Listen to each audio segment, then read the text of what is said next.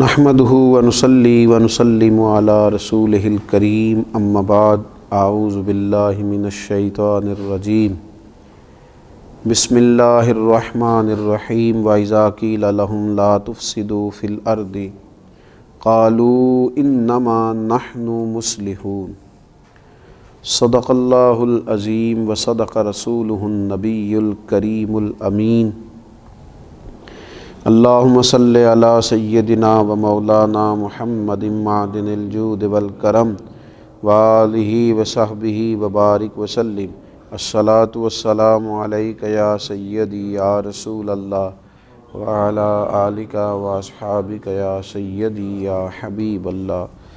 حمد و صلاۃ کے بعد روحانی مسائل میں سے ایک بڑا مسئلہ ہوتا ہے تملق کا مسئلہ، چاپلوسی کرنا۔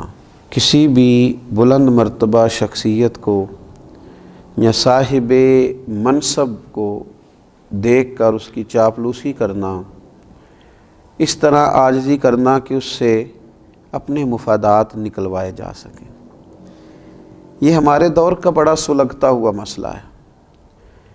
ہمارے ہاں تو جو زیادہ اچھی وزارت لینا چاہے اس کے لیے زیادہ اچھا چاپلوس ہونا ضروری ہوتا ہے۔ حضرت سعدی شیرازی رحمۃ اللہ علیہ فرمایا کرتے تھے کہ لکڑی کو گھن کھاتا ہے، بڑے لوگوں کو چاپلوسی کھا جاتی ہے، خوشامد کھا جاتی ہے۔ چاپلوسی کرنا، جھوٹی تعریفیں کرنا، یہ روحانی مسائل میں سے ایک بڑا مسئلہ ہے۔ اللہ تبارک و تعالیٰ نے قرآن مجید میں منافقین کی ایک بات کا ذکر فرمایا۔ وَإِذَا قِيلَ لَهُمْ لَا تُفْسِدُوا فِي الْأَرْضِ، جب ان سے کہا جائے نا کہ زمین میں فساد نہ پھیلاؤ، قَالُوا إِنَّمَا نَحْنُ مُصْلِحُونَ، کہتے ہیں ہم تو سنوارنے والے ہیں، ہم تو صلح جو لوگ ہیں۔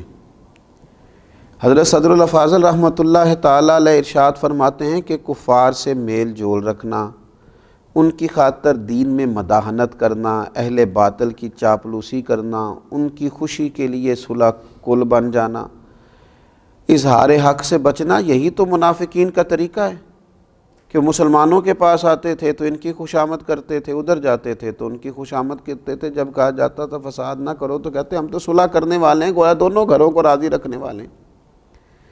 چاپلوسی کرنا، خوشامد کرنا اور ناجائز کرنا۔ اگر آپ کسی شخص کو اچھا جانتے ہیں تو اس کے لیے خیر کے جملے کہیں، لیکن اس کی پشت کے پیچھے بھی تو کہے جا سکتے ہیں۔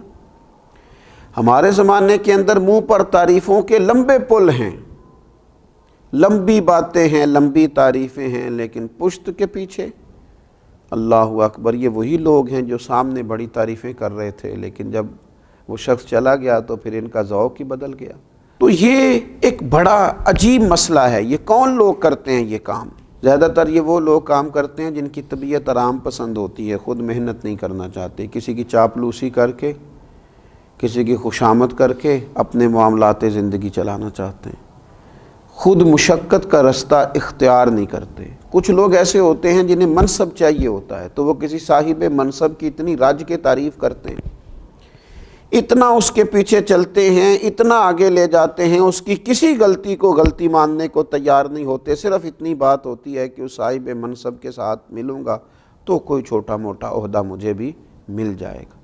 کچھ لوگ اس لیے چاپلوسی کرتے ہیں کہ انہیں شہرت کی ضرورت ہوتی ہے، انہیں چاہیے ہوتا ہے کہ میرا بھی نام ہو جائے، کسی بڑی جماعت کے نمائندے بن گئے، کسی بڑے آدمی کے نمائندے بن گئے تو اس کی جائز ناجائز ترجمانی کر کے وہ کیا کرتے ہیں، وہ اپنے لیے شہرت کا سامان اکٹھا کرتے ہیں۔ یہ لوگ ایسے ہوتے ہیں کہ جن کی پھر کوئی اپنی زندگی نہیں رہتی، کوئی اپنی شخصیت نہیں رہتی، کوئی ان کا اپنا وقار نہیں رہتا۔ ہاں، اگر تم نے تعریف کرنی ہے، اگر تم نے کوئی بات کرنی ہے تو رب رسول کی کرو، حضور کے صحابہ کی عظمت بیان کرو، نبی پاک کی اولاد پاک کا ذکر کرو، اولیاء اللہ کا ذکر کرو، دین اسلام کی تعریف کرو، دین کی حمایت کرو، دین کے بارے میں لوگوں کو آگاہی دو۔ اور پھر ڈھیر سارے لوگ ایسے ہوتے ہیں کہ جب وہ کسی کی تعریف کر رہے ہوتے ہیں تو پھر انہیں اس کی تنقید بھی کرنی پڑتی ہے اس پر جو اس کا مخالف ہوتا ہے۔ اس کے دشمنوں کے بارے میں انہیں برا رویہ بھی اختیار کرنا پڑتا ہے۔ اس کا لازمی نتیجہ یہ نکلتا ہے کہ پھر یہ عداوتیں پھیلاتے ہیں، نفرتیں پیدا کرتے ہیں، بہت سارا نقصان ان کی وجہ سے ہوتا ہے۔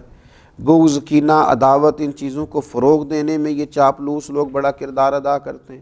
تو اپنی زندگی میں بندہ وقار والا بنے۔ ہاں، کوئی شخص اگر صاحب کمال ہے، اس کی تعریف کی جائے، اس کے لیے خیر کا جملہ کہا جائے، لیکن اتنا جس حد تک کہ وہ ہے۔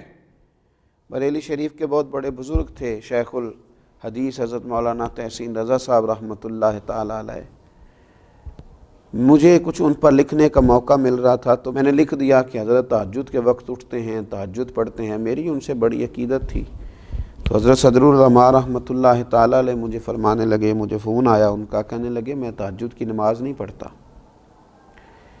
میں رات کو دیر تک مجھے مطالعہ کرنا پڑتا ہے، صبح چونکہ مجھے اسباق پڑھانے ہوتے ہیں تو میں رات ہی کو کچھ نوافل ادا کر کے لیٹتا ہوں۔ الحمدللہ سالوں بیت گئے ہیں، فجر کی نماز تو کیا جماعت بھی میری کبھی قضا نہیں ہوئی، جماعت سے فجر پڑھتا ہوں، لیکن تہجد میں پابندی سے نہیں پڑھ پاتا، میں اٹھتا ہوں۔ وہ بات لکھو جو خوشامد کے دائرے میں نہ جائے، جو ایسی نہ ہو جو خلاف واقعہ ہو۔ ہمارے بزرگ اس کو سختی سے ناپسند کرتے، سختی سے۔ ہم نے دیکھا کچھ مشائخ کو دیکھا، اگر کسی شخص نے مبالغہ آرائی کے ساتھ ان کی تعریف کی تو انہیں روک دیا، انہوں نے کہا نہ بھائی میں اس منصب کا اہل نہیں ہوں، مجھے صرف وہ کہو اس منصب کا میں اہل ہوں۔ لیکن یہاں خوشامد ہے کہ بڑی لمبی چوڑی ہے۔ اللہ کے پیارے رسول صلی اللہ تعالیٰ علیہ وآلہ وسلم نے ارشاد فرمایا، جس نے کسی غنی کی، مالدار کے لیے، حضور فرمانے لگے جس نے کسی مالدار کے لیے عاجزی اختیار کی اور اپنے آپ کو اس کی تعظیم اور مال و دولت کے لالچ کے لیے بچھا دیا، صرف مال کی وجہ سے، دولت کی وجہ سے اپنے آپ کو اس کے سامنے بچھا دیا، تو حضور فرماتے ہیں ایسے شخص کی 2/3 غیرت اور دین کا آدھا حصہ جاتا رہا۔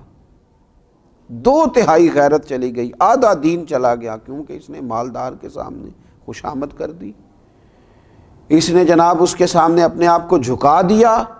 ہاں، ایک جگہ خوشامد کرنے کی اجازت دی میرے نبی پاک صلی اللہ تعالی، حضور نے اجازت دی۔ اللہ کے محبوب علیہ السلام فرمانے لگے، یہ بھی امام بہقی نے اس کو لکھا ہے، حضور علیہ السلام نے فرمایا خوشامد کرنا مومن کے اخلاق میں سے نہیں ہے، مگر علم حاصل کرنے کے لیے خوشامد کر سکتا ہے، اپنے اساتذہ کے لیے، اپنے مشائخ کے لیے، ان کی محبت میں کچھ ایسے کلمات کہہ سکتا ہے جس سے ان کا دل اس کی طرف مائل ہو اور اپنے سینے کے علوم سے اسے آگاہ کر دیں۔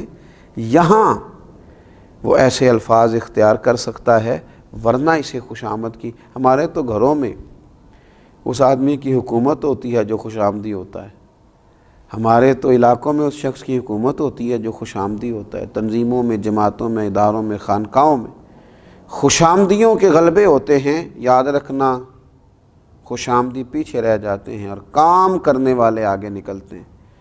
کام کو ہی دوام ہے، کام ہی ہمیشہ باقی رہتا ہے، خوش آمد نہ کریں، کام کریں، ڈیوٹی کریں۔ یہ خوش آمد تو ایک روحانی مرض ہے، اللہ تعالی ہمیں اس مرض سے نجات عطا کرے۔